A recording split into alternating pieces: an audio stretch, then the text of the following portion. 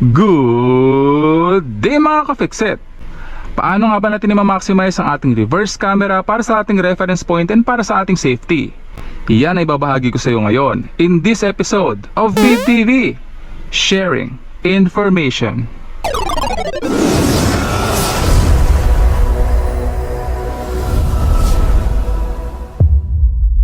So this car is a Kia Sonet 2025 model at meron na po tayong reverse camera built-in sa sasakyan na to. At kapag nag-reverse ako, makikita mo yan dito sa ating infotainment display na magdi-display yung information na nakikita ng ating reverse camera. So meron yung pulang linya at meron din po yung dilaw na linya. So nakatutok yung dulong linya ng dilaw doon sa sasakyan na nasa likuran. Nasa bumper na niya yan at ngayon titingnan natin kung gaano kalaki pa nga ba ang distansya natin sa sasakyan na yan. So bababa ako ng sasakyan, meron akong measuring tape para malaman natin kung gaano pa kalayo yan. Pero ilalagay ko muna ito sa park para safe. Ayan, at naka handbrake ako. Bababa tayo para makita natin yan.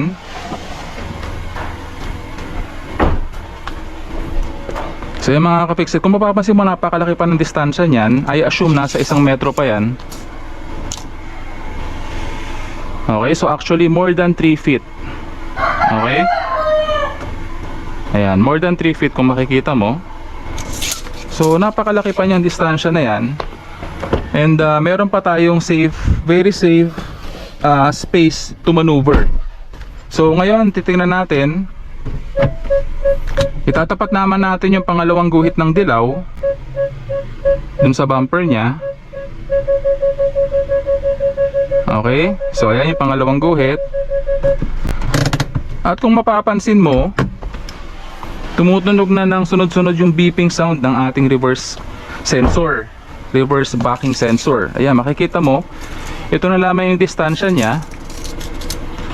At ang measurement niyan is 1 feet 19.5 inches or 50 centimeters.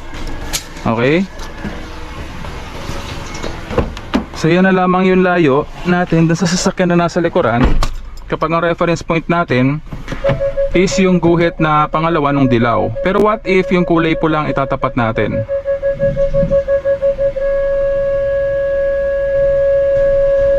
Okay, so yung kulay pula na guhit natin nakatapat na dun sa bumper ng sasakyan na nasa likuran. At talagang pakinggan mo yung beeping sound ng ating sensor.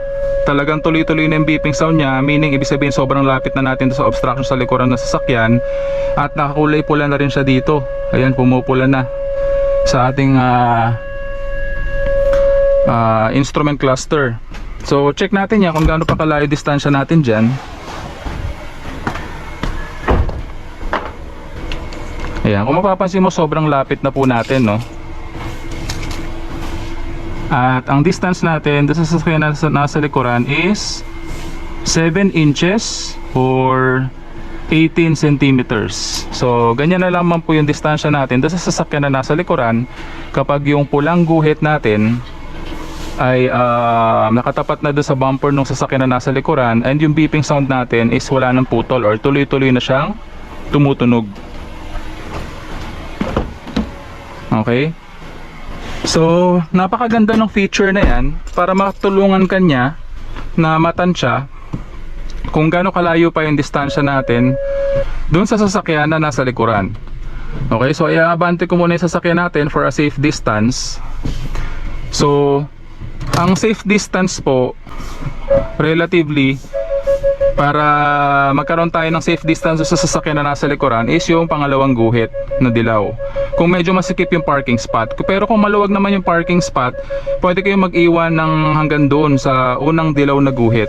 Ayan. Okay, so ayan, itapat nyo dun sa sasakyan na nasa likuran kung maluwag yung parking spot. Pero kung masikip kagaya nito, so ang itatapat ko lamang is yung dilaw na guhit na pangalawa.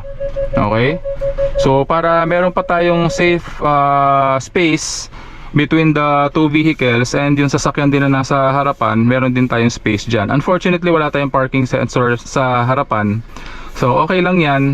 Madali naman tansyahin yung harapan, no? Nagbabase lamang ako sa bumper and sa plate number ng sasakyan na nasa harapan.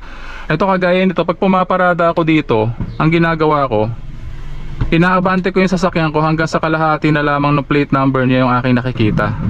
Okay, So, pagkalahati na lamang ng plate number ng sasakyan na nasa harapan yung aking nakikita, humihinto na ako at ganito po yung distansya niyan. Ayan, kung mapapansin mo, malaki pa yung distansya natin dun sa sasakyan na nasa harapan kapag nakikita ko yung kalahati ng kanyang plate number. Pero magkakaiba-iba po yung reference point natin depende sa sasakyan kasi syempre ito medyo mataas ang position ng plate number niya and yung ibang sasakyan naman medyo mababa. So find your reference point base dun sa sasakyan na sinusundan ninyo. So sa ganitong distansya, meron po tayong 19.5 inches or 50 centimeters. So enough distance na yan and enough space para makapag-maneuver tayo palabas when we are parallelly parked. Ayan, kung mapapansin mo dito, halos pareho lang ang distansya dun sa sasakyan na nasa harapan. So makakapag-maneuver tayo palabas safely.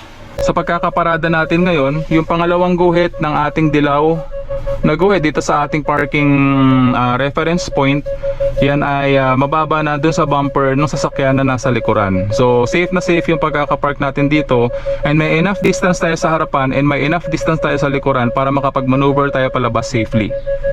Okay?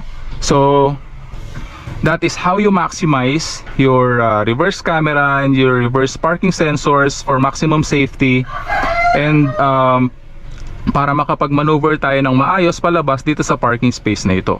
Palaging tatandaan na walang sino man ang pinanganak na magaling. Kailangan natin ng sapat na panahon at pagsasanay upang maging magaling tayo sa anumang bagay. And that concludes our episode for the day. I do hope na sana may natutunan ka sa video episode natin ngayong araw. So kung di ka pa subscriber ng channel ko, please consider subscribing. Please like, leave a comment, and share my videos para makatulong din po sa iba. Once again, I'm Dennis of Feed TV, sharing information.